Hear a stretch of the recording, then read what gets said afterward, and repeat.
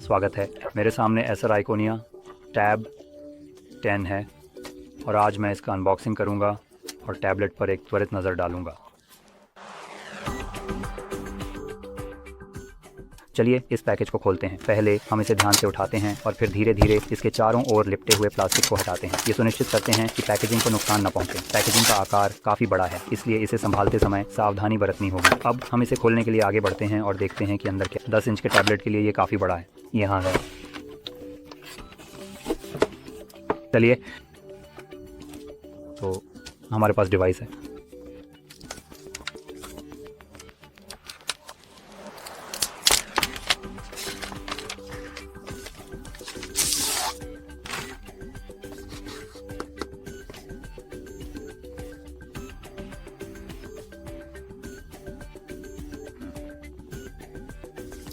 अब चलिए सेट करते हैं। तो इसे सेट करने के बाद मैं इसे थोड़ी देर के लिए एक तरफ रख दूंगा, तो देखूंगा कि यहाँ और क्या चीज़ें हैं। तो ये बस कागजात हैं। ये सीधे यहाँ पर ही वापस जा रहा है।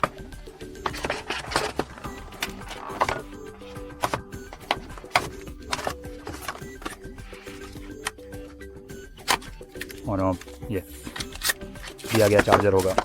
ठीक है। क्या बकवास है कि कंपनियां ऐसी घटिया गोंद बना रही हैं जो बिना फाड़े खुल नहीं सकती। खैर, तो ये एक बेकार 10 वाट चार्जर है। वाह, ये तो बहुत घटिया है। और वहाँ का केबल टाइप ए से टाइप सी होगा, इसलिए मैं इसे भी नहीं निकालने वाला। ठीक है, अब टैबलेट को दिखाते हुए, क्या ये पलटेगा?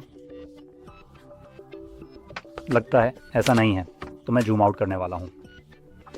ठीक है, तो यहाँ हमारे पास एक 10 इंच डिस्प्ले है, या अधिक सटीकता से कहें तो 10.1 इंच। ये 1280 है। 8000 पिक्सल डिस्प्ले के साथ। तो यह रिजोल्यूशन के मामले में बहुत ख़राब है। 16:9 के आस्पेक्ट रेशियो के साथ एक सक्रिय matrix TFT colour LCD display का दावा कर रहा है। बुनियादी रूप से एक LCD डिस्प्ले यह नहीं बताता कि इसकी ब्राइटनेस कितनी है। फिर हमारे पास 8 मेगापिक्सल का रियर कैमरा और 5 मेगापिक्सल का सेल्फी कैमरा है। कोई फिंगरप्रिंट सेंसर नहीं है। 4 गीगाबाइट्स रैम और एक ऑक्टा कोर प्रोसेसर है, जो वास्तव में यह नहीं बताता कि कौन सा है, जो 1.8 पर क्लॉक किया गया है। गीगाहर्ट्ज़ भी ये नहीं बताता कि कौन से कोर हैं और उनमें से कितने 1.8 पर क्लॉक किए गए हैं। गीगाहर्ट्ज़, और मैं ये जानकारी सीधे एसर की वेबसाइट से ले रहा हूँ। अधिकतम बैटरी रन टाइम लगभग 10 घंटे है और डिवाइस में 128 गीगाबाइट्स की स्टोरेज है। और वास्तव में यही सब कुछ है जो हमें जानने की ज़रूरत है। डिज़ाइन और निर्माण गुणवत्ता के मामले में यहाँ आप देख सकते हैं कि ये थोड़ी ख़राब स्थिति में है। तो उदाहरण के लिए ये छोटा सा क्षेत्र जहाँ आपके पास एक टाइप सी पोर्ट है, आप इसे मुश्किल से देख सकते हैं, लेकिन व्यक्तिगत रूप से ये भयानक लगता है। प्लास्टिक में जो कटआउट है वह पोर्ट से काफ़ी बड़ा है और आप असली टाइप सी पोर्ट के धातु के फ्रेम को थोड़ा देख सकते हैं। हमारा SD ट्रे यहाँ पर है। वे बस SD कार्ड में क्लिक कर जाते हैं। हमारे पास कोने में हेडफोन जैक है, इस तरह माउंट किया गया है, तो हम इसे इसी तरह प्लग इन करेंगे। और फिर दूसरी तरफ हमारे पास नीचे स्पीकर ग्रिल्स हैं। यहाँ हमें एक माइक्रोफोन दिखाई दे रहा है, या तो नीचे या साइड में।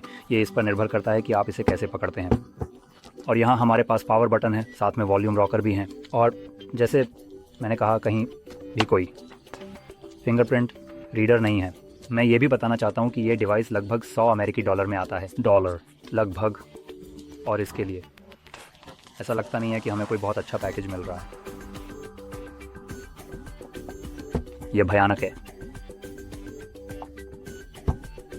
ओह भगवान, यहाँ से नेविगेट करना वास्तव में सचमुच काफ़ी बस अपने आप ही कठिन लगता है। ईमानदारी से कहूँ तो मैं शायद इस तरह के सस्ते डिवाइस को लेने की सिफारिश नहीं करूँगा, क्योंकि जब आप इसे पकड़ते हैं तो ये हाथ में काफ़ी ख़राब लगता है और ये बहुत तेज़ भी नहीं लगता। और पूरी ईमानदारी से कहूँ तो वास्तव में आजकल के डिवाइस बुनियादी रूप से काफ़ी अधिक सस्ते हैं, जबकि बेहतर स्पेसिफिकेशंस प्रदान करते हैं। मुझे नहीं लगता कि मैंने कभी सस्ते डिवाइस को लेने की सिफारिश की है, खासकर एक ऐसा जो मूल रूप से $100 की कीमत में है। मैं थोड़ा और बचत करने की सिफारिश करता हूँ, कुछ ऐसा ख़रीदने के लिए जो थोड़ा महंगा हो, क्योंकि बहुत सस्ते दाम से जाने पर मेरा मानना है, उदाहरण के लिए लगभग 50% अधिक, तो $100 से $150 तक आपको गुणवत्ता में एक महत्वपूर्ण सुधार मिलता है और बस डिवाइस के लिए जीवन की गुणवत्ता में सुधार होता है। तो ये तेज़ होगा, डिस्प्ले बेहतर और तेज़ होंगे और चार्जिंग स्पीड भी बेहतर हो सकती है। कुछ सुधार किए गए हैं, ये स्पष्ट है।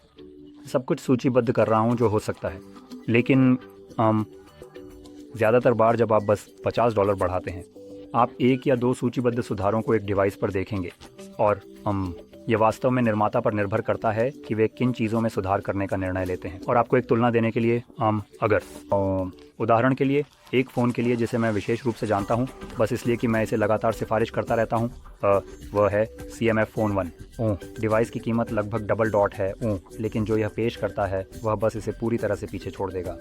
ये लगभग एक अन्यायपूर्ण तुलना है। आपको प्रदर्शन में 2 गुना नहीं मिलता, आपको बुनियादी रूप से शायद 4 गुना प्रदर्शन मिलता है, तो वे विकल्प बस अच्छे नहीं लगते। तो खैर, ये कहने के बाद उम्मीद है कि आपको ये बहुत मददगार लगा, और अगर ऐसा है तो लाइक करना, सब्सक्राइब करना ना भूलें, और देखने के लिए धन्यवाद।